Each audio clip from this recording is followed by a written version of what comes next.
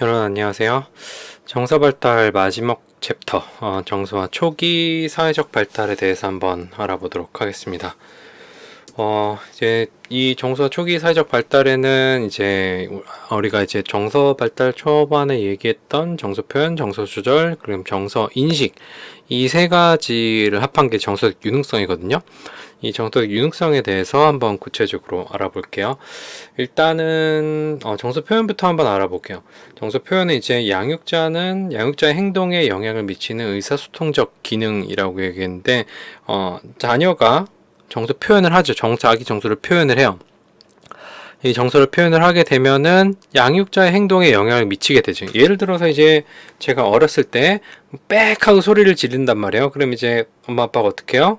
그럼 갑자기 표정 싹 바뀌면서 이제 막 혼내거나 뭐 그러겠죠. 뭐 아니면 이제 왜 그러냐고 물어볼 수도 있긴 한데 한국 사회에서는 혼내는 게 맞는 것 같아. 어. 아무튼 그런 것들이 이제 그 영향을 미치는 의사소통적 기능을 하는 거예요. 정서 표현이라고 하는 게. 경험하는 정서의 외적 표현. 내가 어떤 기분 나쁜 일이 있을 때, 기분 좋은 일이 있을 때, 우리는 그 정서를 표현을 해요.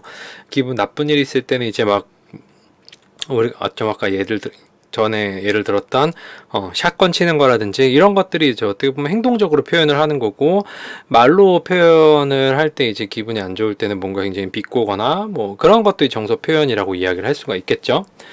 그 다음에 이제 이 정서 표현의 내적 상태, 내가 어떤 정서를 느꼈는지와 외적 정서 표현의 조화. 그러니까 내가 기분이 나쁠 때 기분 나쁜 표정을 하고 있으면 그건 내적 상태와 외적 정서 표현이 조화된 거죠. 그 다음에 이제 뭐 예를 들어서 이제 뭐 기분이 좋을 때 기분 좋은 표정을 하면서 기분 좋은 말을 한다면 이제 조화를 이뤄준 거고, 표현 규칙 및 문화적 기대 학습을 통해서 이런 정서 표현이 완성이 된다라는 거예요.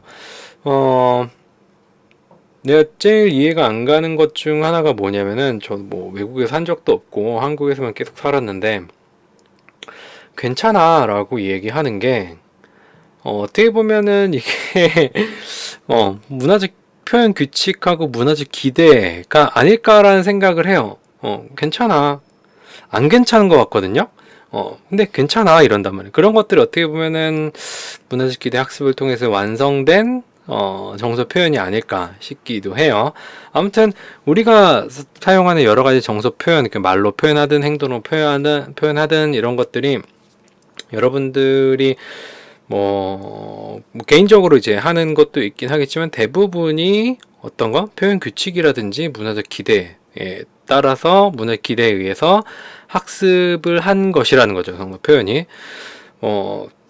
아주 이제 뭐 청소년기 때 뭐 화가 날 때 뭔가를 이제 부신다? 아니면 이제 기분이 좋을 때 어떻게 표현하나?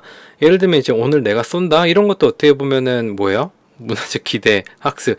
뭔가 왜 예전에 내가 자격증 시험 붙었는데, 응? 내가 자격증 시험 붙은 거하고 밥을 사는 거랑 무슨 상관이야? 그러면서 사람들이 이제 막 뭘 쏘라 그러더라고요. 그래서 어이가 없어가지고 밥은 뭐 어차피 일해야 되니까 그렇고 일단 먹고 죽어봐라 그래갖고 1인 한 명당 하나씩 그 크리스피 크림을 하프 더즌을 사줬어요. 6개씩 먹고 죽으라고. 먹고 당뇨 걸리라고. 뭐 어떻게 보면 이제 그런 것들이 이제 뭘 사라라고 하는 것들이 문화적 기대 학습을 통한 이제 완성이라고 이야기를 할 수가 있겠죠. 왜 그런지 모르겠어. 분명히 뭐 기쁜 일이 있는 거는 당사자인데 주변 사람들이 이제 뭘 사라 이런 것들도 어떻게 보면은 뭐 정서 표현이라고도 이야기를 할 수가 있어요. 정서 표현은 또래 관계에 영향을 주죠. 또래 관계에 당연히 영향을 주죠. 여러분들 주변에 만약에 정서를 막 이리저리 막 흘리고 다니는 그 사람, 그러니까 막 계속 이제 찡찡대거나 뭐 이런 사람들이 있으면은 어떻게 하고 싶어요? 같이 만나고 싶지 않아요. 나도 피곤해 죽겠는데 왜 계속 피곤한 얘기를 듣고 있어야 돼? 물론 이제 굉장히 친한 친구라든지 아니면 이제 정말 이제 뭐 단짝 친구라든지 이러면 이제 들어주지. 근데 그것도 한두 번이지. 그 다음에 취약적 유아의 정서 표현은, 그러니까 취약 전 어린이집에서 아이들이 정서 표현하는 것들 있잖아요. 어린이집에서 애들 보면은 가끔가다 싸우거든요. 왜 싸울까? 싸우는 이유 같은 거 굉장히 단순해요. 뭐 장난감 가지고 놀다가 싸울 수도 있을 거고, 아니면 밥 먹다가 싸울 수도 있을 거고, 뭐 뭐든 싸우겠죠. 근데 자기가 이제 뭐 그 아주 어렸을 때 정서 표현은 만족했냐 만족하지 않았냐에 대한 어떤 정서 표현이거든요. 그랬을 때 과도하게 이제 정서 표현을 하는 경우에는 다른 사람 아이들도 마찬가지예요. 별로 가까이 가고 싶지 않겠죠. 그래서 유아의 사회적 능력 및 또래 수용과 밀접한 관련성이 있습니다. 여러분들 친구들 중에서 정서 표현이 굉장히 과하다든지 아니면은 그럴 때는 뭐 한두 번은 괜찮은데 계속 만나기는 좀 부담스럽겠죠. 어쨌든 이게 정서 표현이 정서 유능성의 어떤 하나의 요인이라고 이야기를 할 수 있습니다. 그러니까 정서 유능성은 어떻게 구성된다? 정서 표현, 정서 조절, 그다음에 정서 인식 이렇게 세 가지로 구성이 된다고 이야기를 할 수가 있어요. 다음에 우리 정서 조절. 정서 조절은 우리가 거의 한 시간을 할애해서 공부를 했는데 정서를 관리하고 적절한 수준의 강도로 정서 각성을 조절하기 위한 전략이라고 이야기를 합니다. 정서의 적응적 기능에 초점을 둬요. 왜 우리가 조절을 하는 거는 뭐예요? 이거를 표현하기 전에 어떻게 해야 돼요? 매만져야 돼요. 그러니까 날 것을 이제 그 뭐지? 밖으로 표출할 수가 없는 거예요. 그러니까 우리가 지금 회를 먹을 때도 어떻게 해요? 비늘 벗기고 손질해갖고 이제 맛있게 만들어갖고 회를 먹잖아요. 그러니까 정서 조절, 그러니까 표현하고 정서 조절의 관계를 보면 정서 조절은 회를 다 발라가지고 맛있게 먹을 수 있는 상태로 만드는 거라고 생각을 하면 돼요. 정서를 관리하고 뭐 물고기를 이제 관리하고 적절한 수준의 얇기로 정서 조절하기 위한 전략으로 손질하는 거라고 얘기를 할 수가 있겠죠.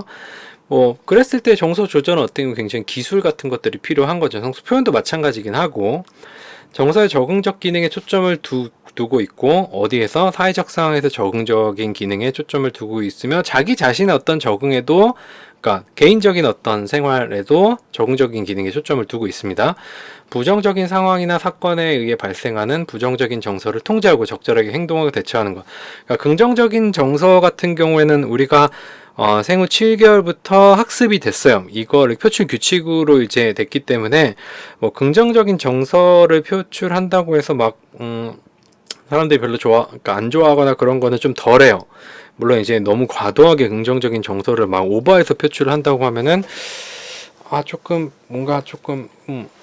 뭔가 맞지 않는 것 같은데 뭐 이런 요 정도죠. 근데 부정적인 정서 같은 것들을 너무 날 것으로 완전 파닥거리는 광어로 이제 표출을 하게 되면은 누가 그걸 먹겠어요.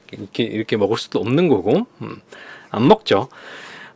저 개인적으로는 회는 별로 좋아하진 않아요. 근데 갑자기 그러니까 생선이 떠올라갖고 예시를 그런 걸로 들은 거예요. 회 왜 먹는지 모르겠어. 맛있나? 회 먹을 돈으로 차라리 소고기를 먹는 게 낫지 않을까 싶어요. 정서의 어떤 적응적 기능에 초점을 두고 부정적인 상황의 발생 통제하고 적절하게 행동하고 대처하는 게 이제 정서 조절이라고 이야기를 할 수가 있습니다. 개인의 정서 경험을 상황적인 요구에 맞게 조절하며 부정적 정서를 줄이고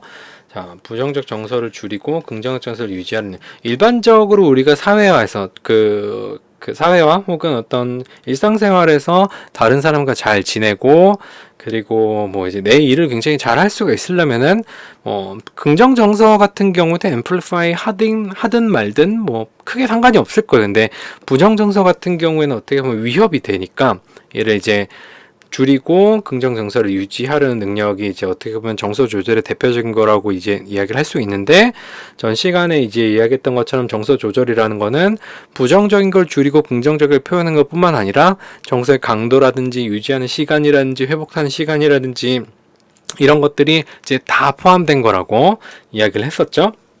그건 꼭 기억을 해두시면 될 것 같아요. 자, 그 다음에 정서 이해. 타인의 정서를 인식하고 해석하는 능력인데 어떻게 보면은 정서의 유능성에 정서 이해, 정서 조절, 정서 표현 이 세 가지가 있을 때 물론 이 뒤에 있는 걸 다 설명하진 않았지만 여러분들이 생각했을 때는 이 세 가지 요인 중 가장 중요한 게 뭐라고 생각해요? 뭐 이건 답은 없는 거예요. 표현도 잘해야 돼요. 조절도 잘해야 되고 이해도 잘해야 돼. 다 중요한 건 맞는데 그래도 하나 꼽아보자면 이제 뭐라고 생각해요? 굳이 이걸 이 타이밍에 이제 묻는 거는 저 사람은 이제 정서 이해를 가장 중요하게 생각하고 있구나라고 여러분들이 생각을 하겠죠. 아니, 맞아요. 저는 그렇게 생각해. 조절도 중요하고 표현도 중요하긴 한데, 어떻게 보면은 정서 이해가 잘 돼야지만, 그러니까 내가 무슨 상황에서 이런 정서를 경험하고 있다라는 것을 잘 인식해야지만, 조절도 조금 더 손쉽게 될 거고, 표현도 좀 더 손쉽게 될 거예요. 그러니까 예를 들어서 이제 그 인식 자체가, 인식에는 이런 것도 포함이 돼요. 그러니까 어떤 정서를 느끼는 어떤 강도, 물론 이제 개인마다 느끼는 정서의 어떤 주관성이 있기 때문에 개인마다 어떤 특정 상황에서 느끼는 정서의 크기가 어떤 사람은 5일 수도 있고 어떤 사람은 7일 수도 있고 어떤 사람은 10일 수도 있어요. 뭐 그런 어떤 개인적인 것도 있긴 한데, 우리가 이제 사회적 상황으로 생각해 봤을 때 일반적인 수준이라는 게 있어요. 우리는 항상 평균치라든지 일반적인 수준을 기대하거든요. 타인의 어떤 행동에 있어서. 뭐 그런 점으로 봤을 때 정서를 갖다가 이제 내가 인식하고 이해하는 데 있어서 과도하게 인식한다거나 아니면 너무 그러니까 과소평가? 과소하게 인식한다라고 하는 게 말이 맞나? 아무튼 그렇게 인식을 했을 때 조절이나 표현 같은 것들이 부적절하게 될 수가 있다는 거죠. 우리는 일반적인 기준을 생각을 하는 거니까. 어쨌든 다시 말하면 정서 이해는 타인의 정서를 인식하고 해석하는 능력 플러스 나의 정서를 인식하고 해석하는 능력까지 다 포함한 거예요. 추가적으로 작성하면 플러스 나의 정서를 인식하고 해석하는 거. 뭐 어쨌든 사회적 상황이기 때문에 타인의 정서를 인식하고 해석하는 능력이라고 이야기하겠지만, 저는 개인적으로 이 정서 인식에서 내 정서를 인식하고 해석하는 게 훨씬 더 중요하다고 생각을 해요. 이건 내 생각이에요. 왜냐면은 어쨌든 타인의 정서를 이해하고 그걸 다시 또 우리가 상호작용을 하잖아요. 그때 이제 내 정서가 어떻게 표출되느냐에 따라서 뭐 타인에게도 이제 영향을 주겠죠. 정서라고 하는 거는 나 혼자만 이제 영향을 받는 걸 수도 있긴 하지만, 우리가 일반적으로 사회적 상황에서 정서를 가장 많이 경험하기 때문에 이자 관계에서, 뭐 이자 이상의 관계에서 정서를 이해하고 조절하고 표현하는 능력들이 이제 중요하다고 생각을 합니다. 정서가 일하는 상황, 정서의 원인이 되는 내적 상태, 뭐 정서의 원인이 되는 외적 사건과 행동 같은 것들, 그러니까 정서가 신체에 미치는 영향과 동기적으로 어떠한 기능을 하는지, 어떤 것,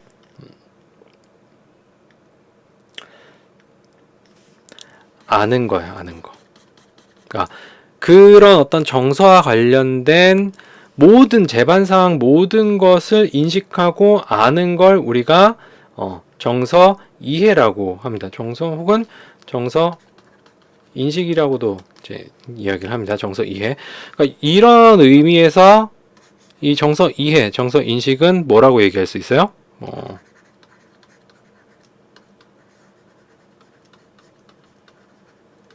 메타 이모션이라고도 이야기를 했어요. 정서에 대한 어떤 모든 전반적인 상황, 정서를 유발하는 상황에 대한 일반적인 반응이라든지 이런 것들 다 아는 거예요. 그러니까 내가 이런 상황에서 이런 정서를 느끼는 게 이제 맞다. 뭐 우리가 이제 제가 아까 정서 인식이 가장 중요하다고 얘기한 이유가 뭐냐면은, 내가 지금 이런 기분을 왜 가지는지 잘 모르겠다라고 하는 거는, 그러니까 정서 이해가 약간 모자란 거예요. 그러니까 모자라다기보다는 좀 덜 이해를 한 거예요. 현재 내 정서에 대해서. 그렇기 때문에 그런 상태에서 이제 어떤 정서 조절은 잘 안 될 수가 있어요. 그리고 나서 나오는 표현은 실제로 내가 완전히 어떤 정서를 인식한 상황에 대해서 완전히 이해한 것보다는 더 과하게 표현이 될 수 있거나 더 적게 표현이 될 수가 있어요.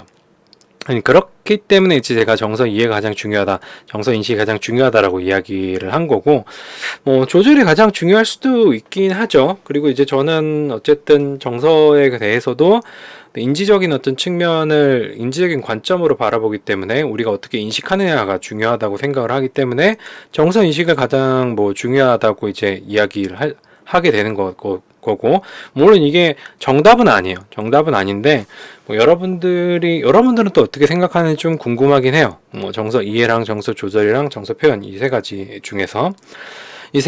중에서 어떻게 보면 정서 조절이 가장 많이 연구가 돼 있어요.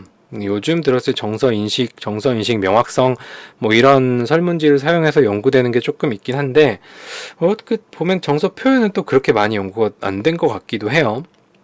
자, 어쨌든 정서를 유발하는 상황에 대한 일반적인 반응을 이해를 하기 위해서는 뭘 알아야 되냐면 실제 정서와 표면 정서가 다른 상황에서 타인의 실질적인 정서 상태를 이해를 해야 되는 거죠. 근데 언제부터 정서를 숨길 수가 있다고 그랬어요? 3세부터 정서를 숨길 수 있다고 했어요. 그러면은 어떤 능력이 있어야 돼요? 이 상황에서 이 상황에서 내가 느끼는 거랑 저 사람이 느끼는 거랑 굉장히 다를 수가 있어. 근데 일반적인 상황에서 일반적으로 이런 상황이라면 인간이라면은 대부분 부정적인 정서를 느껴. 어떻게 보면 여러 경험을 하고 다른 사람과 상호작용 굉장히 많이 한 상황에서 어떤 정서를 유발하는 특정 상황에서 어떤 정서가 유발된다라고 하는 어떤 지식이 있어야 되겠죠. 정서가 이런 상황, 정서의 원인이 되는 어떤 내적 상태, 원인이 되는 외적 상황과 행동 같은 것들에 대한 일반적인 이해가 있어야 돼요. 일반적인 이해가 있는데 저쪽 사람이 어떻게 표현해? 괜찮아 라고 얘기를 해요. 근데 딱 보니까 어금니를 살짝 꽉 문 것 같아. 그랬을 때 실제 표면 정서가 타인의 실질적인 정서 상태랑 다르겠죠. 분명 예를 들어서 내가 이제 예전에 이제 예전이 아니라 예를 들어서 이제 내가 친구가 가지고 있는 아이패드를 땅에 떨어뜨렸어. 무슨 일이 벌어졌을까? 지금 이게 지금 실화인가? 라고 하면서 덜덜덜 떨리겠지. 다행히 외부에 손상된 게 아무것도 없어. 찍힘이나 긁힘도 없지만 자, 여러분들이 가지고 있는 아이패드를 여러분들 친구가 땅바닥에 떨어뜨렸을 때, 핸드폰을 땅바닥에 떨어뜨렸을 때 여러분들은 뭐라고 얘기해요? 자, 이때 그러니까 실제 정서는 굉장히 불안하면서 이거 나중에 작동이 안 되면 어떡하지? 저게 얼마짜린데부터 시작해갖고 저기는 다룰 때 조심히 다루지 않는 거야 막 하면서 별의별 생각이 다 들면서 하지만 얼굴은 어떻게 해요? 괜찮아 별일 없으니까 아무 일 없을 거야 라고 하면서 어금니 꼭 물고 이제 이야기를 하는 거죠. 그게 이제 그 실질적인 정서 상태를 이해를 할 수가 있어야 되는 거예요. 정서 원인에 대한 근데 거기다 대고 괜찮구나 라고 하면서 그냥 룰루랄라 하고 가면 이제 넌 씨눈이 되는 거죠. 최대한 그 사람의 이제 기분이 괜찮아질 때까지 옆에서 미안합니다, 죄송합니다, 알랑방구를 끼든지 뭘 하든지 뭐라고든 이야기를 해야 되겠죠. 그런 어떤 정서 원인에 대한 이해가 전제돼야 돼요. 어떤 특정 상황에서 특정 정서가 발생을 하는 게 일반적인 것이다라는 게 먼저 그런 지식이 있어야 되는 겁니다. 3세경 개인의 감정과 감정을 일으키는 상황 같은 것들을 구별을 하고 4, 5세경의 기쁨이나 분노와 같은 기본 정서들이 유발되는 상황을 이해해요. 요건 이제 3세 때는 그냥 이제 감정과 감정을 일으키는 상황을 구별한다라는 거는 어떤 상황은 어떤 감정을 유발한다. 요런 어떤 상황은 어떤 감정을 유발한다라는 지식을 가지고 있는 거고 4, 5세 경우에는 자, 선물을 받으면 기쁘다.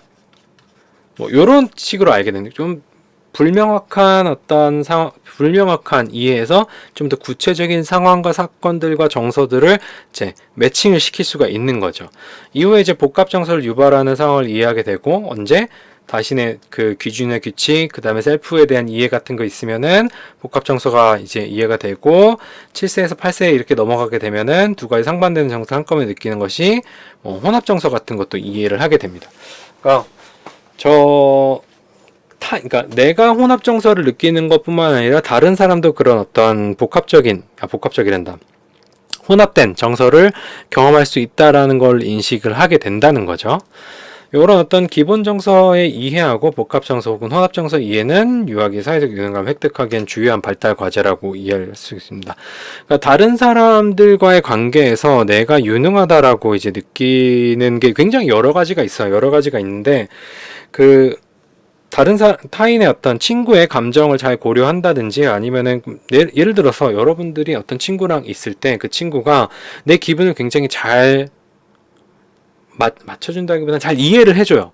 이해를 해주고 그거에 따라서 공감도 잘 해주고 아이들 같은 경우에 아직 공감 능력이라 공감 능력이 있긴 하지만 그랬을 때 여러분들은 그 친구한테 어떻게 하고 싶어요? 뭐 어떻게 고맙거나 잘해주고 싶고 그러겠죠. 그런 어떤 또 피드백이 그 친구한테 갔을 때 그 친구는 어떻게 느낄까요? 나 좀 괜찮은 친구인 것 같은데? 라면서 사회적 유능감, 그러니까 다른 사람들이 여러분을 생각했을 때, 쟤는 좀 괜찮은 애야. 쟤랑 놀면 재밌어. 저 잘 이해해주는 것 같아. 라는 어떤 그런 피드백을 뒤에서 이제 듣게 되죠. 그러면 사회적 유능감이 이제 획득이 되는 거죠. 그게 이제 유아기에서도 그런 게 중요한 어떤 발달 과제라고 이야기를 할 수 있습니다. 특히 애들 같은 경우에는 정서 표현 같은 것들이 굉장히 서툴고 정서 이해, 정서 조절 능력이 떨어지는데 그 중에서도 굉장히 그러니까 어떤 정서의 유능성이 좋은 애들 같은 경우에는 또래들한테 굉장히 인기가 있겠죠. 어렸을 때는 이제 인기라고 표현을 하는데 그런 것들이 어떻게 보면은 그 인기가 사회적 유능감이랑 이제 완전히 연결이 되겠죠. 100%. 자, 어쨌든 이 정서의 유능성은 정서 이해, 정서 조절, 정서 표현 이 세 가지로 나눠지게 되고 일단은 그 성별에 따른 정서의 유능성, 그 다음에 이제 뭐 몇 가지 그 인구 통계학적 변인과 심리적 특성이라든지 양육이라든지 이런 거에 따른 정서 유능성을 한번 볼게요. 정서 표현 같은 경우에는 성별에 따른 정서 표현의 차이는 연구마다 다르게 나타나요. 여아가 사회적으로 수용 가능한 정서 표현을 더 많이 나타내고 우리가 아까 마음의 소리하고 정서 표출 규칙 그래프 봤었죠. 여아의 경우 부정적인 정서 표현은 남아보다 낮고 긍정적인 정서 표현은 남아보다 높아요. 그 말이 이게 어떻게 보면 이제 사회적으로 학습된 결과라고도 이야기를 할 수가 있어요. 실제로 이게 XX에 의한 효과라기보다는 어떻게 양육자가 여아에게 기대하는 어떤 행동 같은 것들이 있다라는 거죠. 왜? 정서 표출 규칙은 그 사회에서 어떻게 정서를 표현해야 된다라는 어떤 문화적인 측면이거든요. 이게 XX라는 유전자에는 그건 없어요. 있나? 있다면은 없는 것 같은데? 아무튼 그런 어떤 학습된 결과라는 거죠. 그리고 이제 연구마다 다르게 나타난다라고 하는 건 연구마다 다르게 나타나는 거를 자, 그럼 연구마다 다르게 나타나는 거면 뭐가 맞는 거예요? 라고 이제 물어볼 수가 있어요. 자, 이럴 때 우리가 생각하는 거는 연구마다 다르게 나타날 때는 뭘 선택하냐? 여러분들이 생각했을 때 여러분들의 주장을 뒷받침할 만한 연구를 따르면 돼요. 그리고 계속 그쪽으로 연구를 하는 거죠. 근데 그게 아니면은, 이산이 아닌가벼 하면서 이제 뭐 다른 연구 쪽을 이제 보면 되는 건데, 연구마다 다르게 나타난다라는 거는 어떻게 보면은 이런 성별에 따른 정서 표현 같은 것들이 다양한 요인에 의해서 영향을 받는다라는 거예요. 연구마다 왜냐면은 그 연구 결과가 그 성별만 본 게 성별에 따라서의 차이를 본 거긴 한데 그런 어떤 행동이라든지 그런 거에 영향을 주는 게 성별 말고 다른 요인들이 이제 있는 거예요. 그러니까 우리가 연구법에서 여러분들이 배웠을지 모르겠지만 인과관계를 갖다가 결정지는 세 가지 요인이 있어요. 하나는 시간적 우선성, 두 번째는 공변의 원리, 세 번째는 가해변이 통제인데 성별에 따라서 정서 표현의 차이가 있다라는 것은 성별이 정서 표현에 영향을 미친다라고 이야기를 할 수 있거든요. 간단히 얘기하면 근데 연구마다 다르게 나타나는 거는 여기에 영향을 미치는 거. 그러니까 정서 표현에 여기 성별이 이렇게 영향을 미치는 거죠. 이거 말고 성별 말고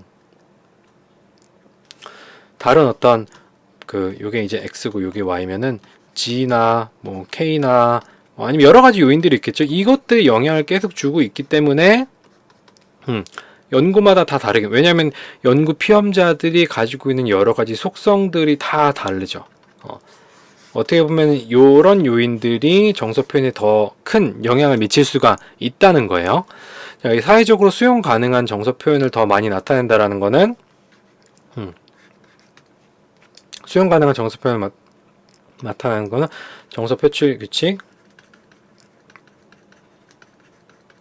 규칙에 의한 거고 얘는 뭐예요? 사회적인 어떤 학습이라든지 양육이라든지 이런 거에 영향을 받게 되는 거죠.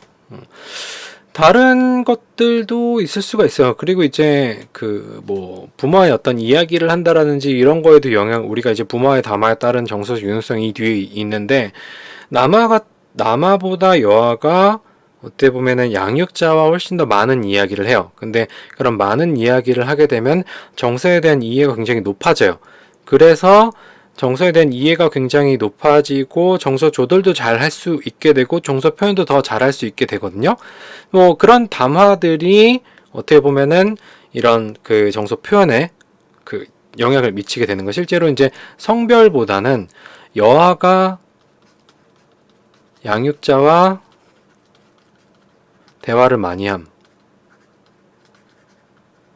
그럼 대화를 많이 하는 게 어디에 영향을 주나? 정서 표현에 영향을 주는데, 남아가 대화하고 여아의 대화 어떤 원래 이제 차이가 난다라는 거죠. 그럼 요 앞에 뭐가 있냐면 더 근본적인 원인이 대화라고 얘기를 할 수 있죠. 실제로 이제 핵심적인 원인이 이게 되는 건데 중간에 얘를 거쳐갖고 이제 설명이 되는 거고. 자, 그 다음에 정서 조절은 여아가 남아보다 긍정적이고 적응적인 정서 조절 전력을 보여요. 어떻게 보면 요거는 이제 좀 아까 얘기했던 어떤 부모의 담화의 영향이라고도 볼 수가 있고, 여아가 남아보다 효율적인 정서 조절 전략을 이제 사용하게 된다라는 거. 정서 이해 같은 경우에는 성별에 따른 정서 이해 차이는 여아가 남아보다 조금 더 높은 수준의 이해를 보이고, 만 3세부터 정서를 해석하고 설명하는데 여아가 남아보다 뛰어나다는 연구 결과들이 있습니다. 어쨌든 정서적인 능력에 대해서는 남아보다는 여아가 훨씬 더 이제 표현에 대해서는, 그러니까 정서적 유능성에 대해서는 여아가 좀 더 뛰어나다라고 하는 결과가 나왔는데, 이게 정말 그러니까 남성 여성이라고 했을 때 XX하고 XY 요거의 차이인지, 아니면은 젠더라고 하는 female하고 이제 메일이랑 차이인지, 뭐 요거는 이제 우리가 한번 계속 생각을 해보고 고민을 해봐야 되는 거라고 이야기를 할 수가 있습니다. 이러한 어떤 사회 정서 표출 규칙을 따른다라는 거에 있어서 긍정적으로 생각할 수 있긴 하겠지만, 저는 어떻게 보면 자기가 하고 싶은 얘기를 잘 하지 못한다라는 생각도 좀 들긴 하거든요. 그런 점에 있어서 이 정서 표출 규칙이 정말 개인의 발달에, 개인의 정서적인 안녕에 도움을 주는 것인가라고 생각을 해봤을 때, 한번 생각을 해볼 필요가 있어요. 이런 것들은. 자, 다음에 이제 연령에 따른 거. 당연히 이제 연령이 증가하면은 정서적인 능력들의 표현이나 조절이나 이해 같은 것들이 좋아지겠죠. 왜? 표현 같은 경우 연령이 증가함에 따라서 뭐가 증가해요? 언어 사용 능력, 우리가 언어 발달했잖아요. 연령이 증가하면서 점점 복잡한 말을 사용하게 되고, 단어도 더 많이 알게 되고, 그 단어 중에 뭐가 포함되어 있냐면 정서 단어들이 있어요. 그러니까 다른 어떤 일반적인 명사나 이런 것보다 정서 단어는 조금 더 어렵거든요. 왜냐하면 그런 어떤 자신의 어떤 신체에서 오는 그 감각하고 그 정서를 매칭을 시킬 수가 있어야 되는데, 그게 아이들한테 굉장히 어렵기 때문에 정서 단어 같은 것들은 조금 늦게 발달을 하긴 합니다. 근데 이런 언어적인 능력이 발달하니까 당연히 정서 표현 능력도 좋아지게 돼요. 그리고 이제 경험을 더 많이 하면서 사회적으로 용인되는 정서 표현 방식 같은 것들을 사용할 수가 있게 되는 거죠. 자, 그 다음에 정서 조절. 일반적으로 연령이 증가할수록 정서 조절 능력이 당연히 높아지겠죠. 우리가 정서 조절은 뭘 통해서 한다 그랬어요? 우리가 정서 조절 과정에서 뭐 있었어요? 생각해보면 situation modification, 그 다음에 attentional deployment, 그 다음에 cognitive repressure 아닌가? 인지적 평가 있잖아요.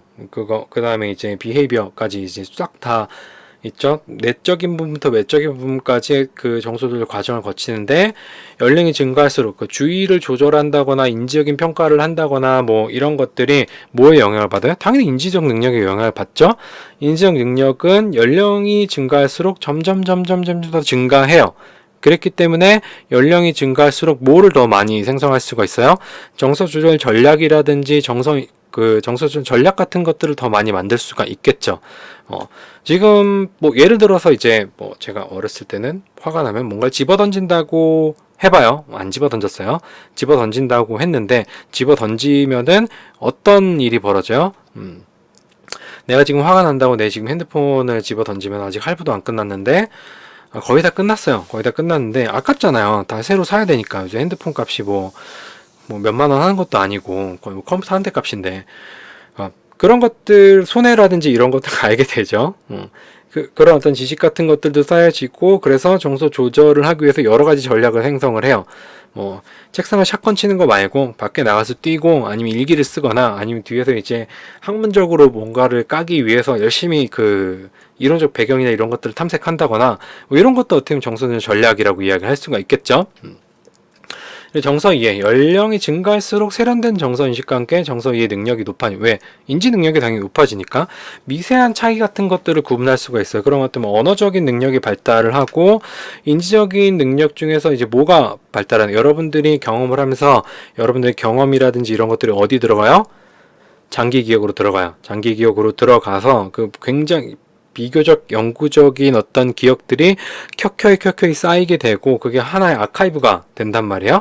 그때 이제 아카이브가 되고 정서 조절 양식이라든지 이런 것도 다 거기 저장이 돼요.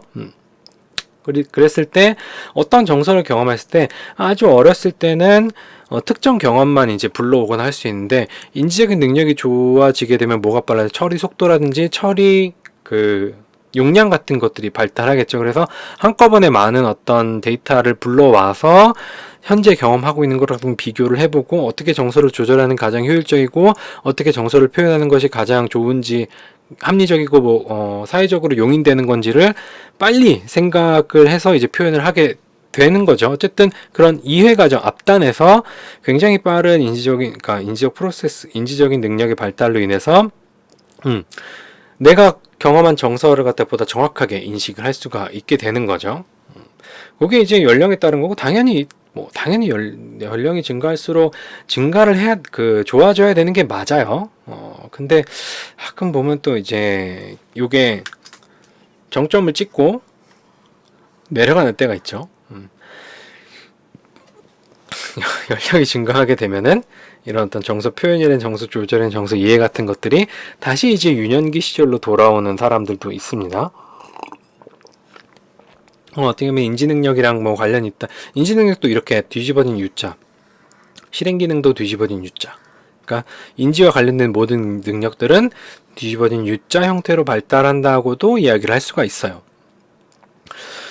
자, 다음으로 이제 기질에 따른 정서적 유능성인데 요거는 그렇게 중요한 건 아니에요. 책에 있어갖고 그냥 써놓은 거긴 한데 실제로 이제 기질이 직접적으로 유아의 긍정적, 부정적 정서표현 행동 및 강도와 관련되어 있진 않아요. 뭐 걱정, 충동성, 기질적 특성과 유아의 정서 표현성의 뭐 관계가 조금 있고 양육의 질과 기질의 상호작용으로 정서 표현이 이제 결정이 된다고 해요. 우리가 나중에 요 다음 챕터에서 우리가 이 기질에 대해서 배울 거예요. 근데 기질 같은 경우에는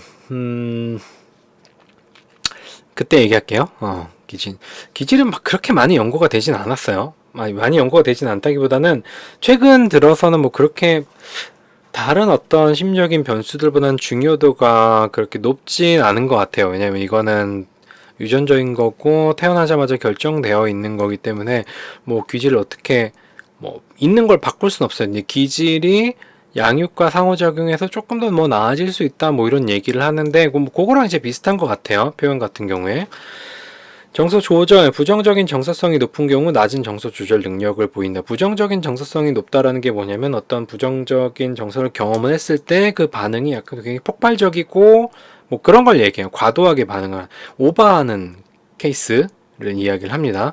사회적으로 유능하지 못하던 평가를 받게 되죠. 또 그리고 또래 집단에서 잘 수용되지 못해요. 이런 정서 조절 같은 경우에는 테크닉이고 우리가 정서 조절 파트에서 어떤 과정에 의해서 우리가 정서가 조절되는지 한번 알아봤잖아요. 여러분들이 정서 조절이 잘 안 되는 것 같다라고 하면은 뭐 지난 시간에도 이야기를 했지만 그 정서 조절 과정에 대해서 한번 쭉 생각을 해보고 내가 어떤 방식으로 정서를 조절하고 어떻게 인식을 하고 뭐 어떻게 주의를 돌리고 있고 뭐 그런 것들을 찬찬히 생각해보는 연습을 한번 해보세요. 명상이라고 하는 게 어떻게 보면은 메타코그니션을 증가시키는 어떤 활동이라고도 생각이 돼요. 뭐 그렇다고 저는 뭐 명상을 한다거나 그러진 않는데 뭐 그 명상이 뭐 별게 있겠어요? 찬찬히 나에 대해서 돌아보고 그거를 찬찬히 살펴보는 과정이라고도 생각을 하는데 뭐 편한 대로 생각을 하면 될 것 같습니다.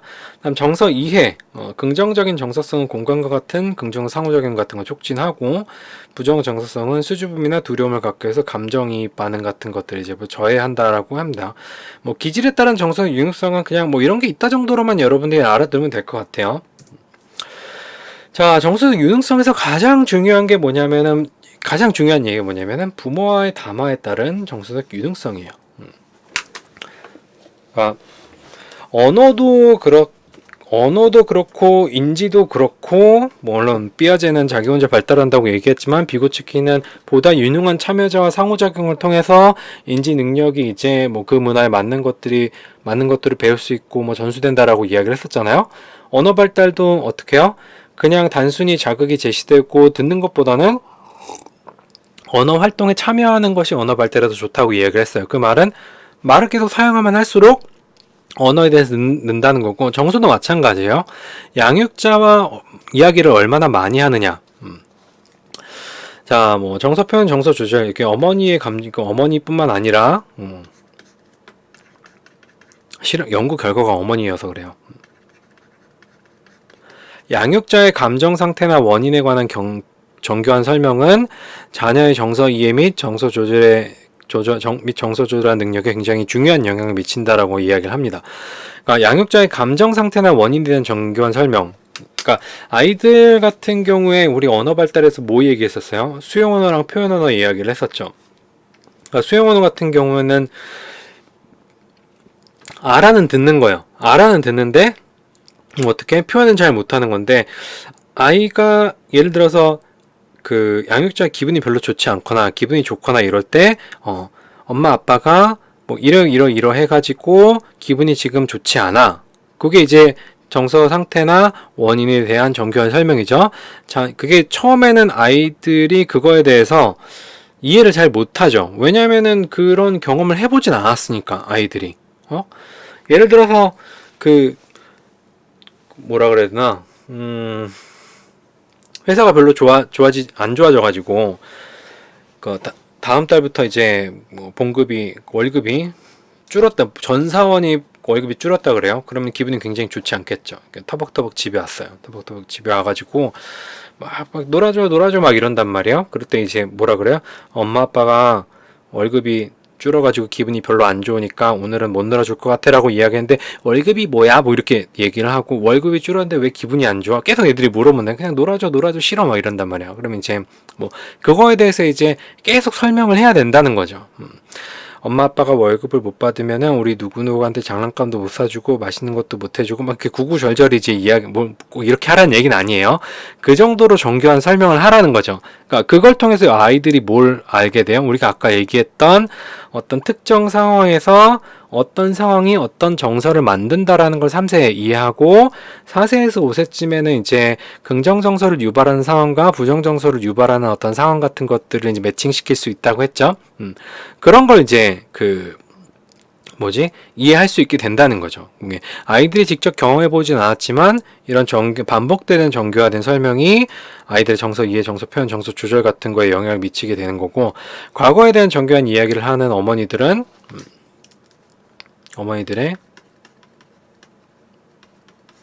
양육자의 자녀는 자전적 이야기에서 더 일관성이 있고, 자, 과거에 대한 정교한 이야기를 하는 양육자라고 하는 거는 자전적 이야기에서 더 일관성이 있다라는 건 뭐예요? 스크립트 기억이 굉장히 잘 발달했다. 왜냐면은 언제 뭐 했고 구구절절 이제 자세하게 이야기를 하다 보면 그 순서를 아이들이 끼워 맞출 수 있다 그랬죠. 자전적이 내가 어떻게 경험했다라는 거에서 더 일관성이 있고 정서적인 표현이 더 많아요. 그러니까 물론 정교한 이야기를 하면서 어떻게 정서적 표현이라든지, 이때 뭐 엄마 아빠 기분이 좋았고 굉장히 행복했고 뭐 이런 식으로, 근데 지금은 맛있는데 많이 못 먹으러 가서 좀 기분이 그래 뭐 이런 식으로 이야기를 하게 되면은 정서적인 표현이 더 이제 많아지겠죠. 아, 어디 맛있는데 못 먹으러 가면 기분이 좋지 않은 거구나, 이렇게 이제 그 생각을 하는 거죠. 아이들이 정서 조절 및 정서 이해 같은 것들이 뛰어나죠. 그리고 이제 그런 이야기를 하다 보면은 그러니까 양육자가 정서가 좀 누그러들거나 아니면은 아이한테 뭐 이런저런 이야기를 하다 보면 우리가 이야기를 하다 보면 기분이 좀 좋아지잖아요. 그렇다가 그래도 우리 누구누구한테 이야기하고 나니까 기분이 조금 괜찮아졌네. 지금부터 놀아볼까?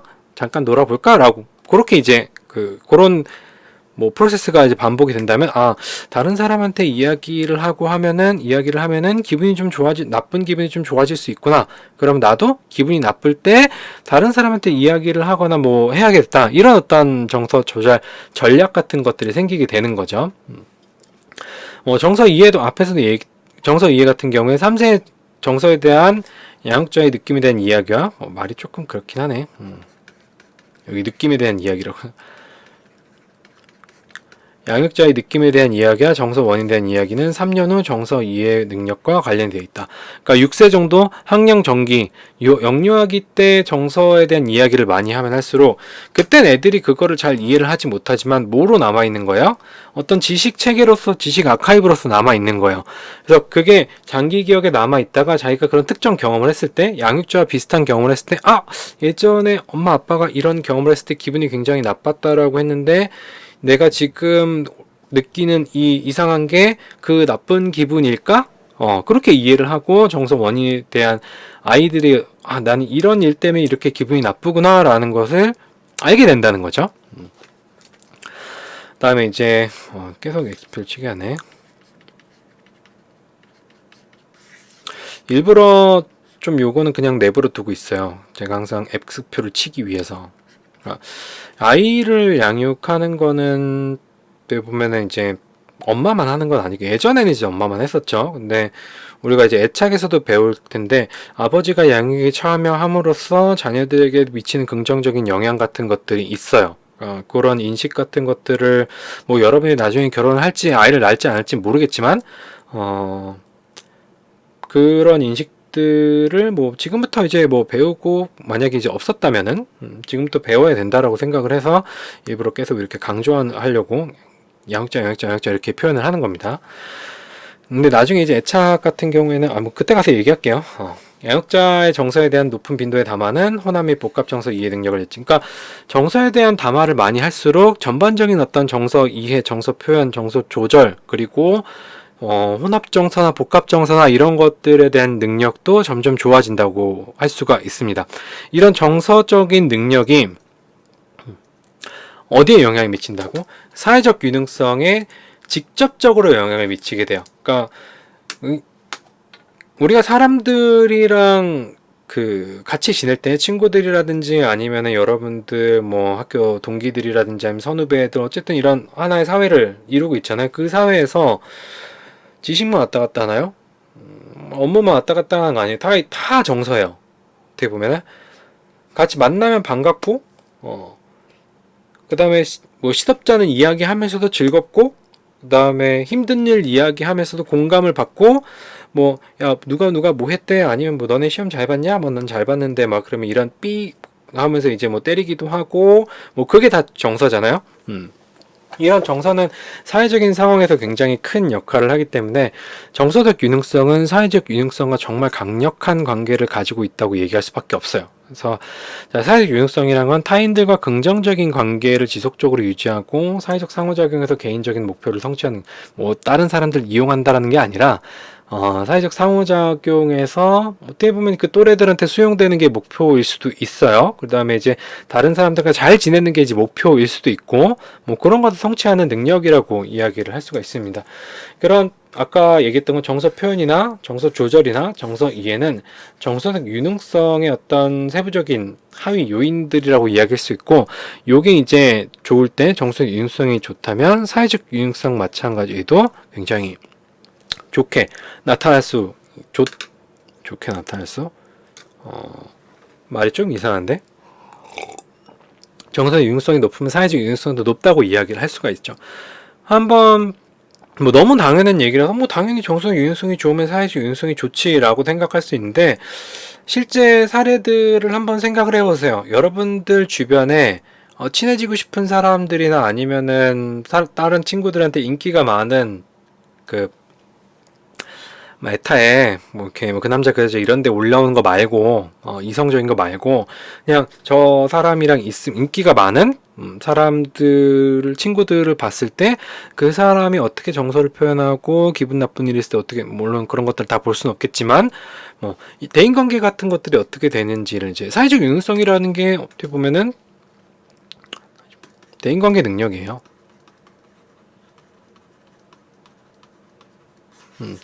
대인관계 능력이 어떻게 되는지를 한번 생각해 보세요. 여러분들 본인이 난 좀 인싸인 것 같은데 라고 생각해 보면 여러분들의 어떤 정서적 유능성이라든지 사회적 유능성이 어떤지 어떻게 정서를 조절하고 어떻게 이해하고 사회관계에서 자기 정서를 어떻게 표현하는지 이런 것들 한번 찬찬히 생각을 해보면서 이 정서 사회적 정서의 어떤 사회적 발달에서 어떤 요인들이 중요한 요인일까 여러분들 나름대로 한번 생각해보는 시간을 가졌으면 좋겠습니다. 자, 이렇게 해서 이제 정서 파트가 다 끝났어요. 제가 빼먹은 얘기가 있는지 없는지는 잘 기억이 나진 않는데, 뭐, 강의 스크립트가 있는 게 아니라서, 기본적인 얘기는 다 한 것 같아요. 생각보다 길게 한 것 같은데, 뭐, 삐아제나 인지발달만 하겠어요. 뭐, 거기도 엄청 길게 했었는데. 자, 아무튼 긴 시간 동안 정서 공부하느라고 고생 많았고 이제 다음부터 이제 기질 하고 애착하고 어떻게 보면 여러분들이 발달 심리학에서 가장 관심이 있는 게 기질 파트가 아닐까라는 기질이랑 애착 파트가 아닐까라는 생각이 들어요. 그 듣고 싶은 거를 들을 때까지 좀 잘 참으면서 계속 열심히 공부해 주시기 바랍니다. 예, 수고하셨습니다.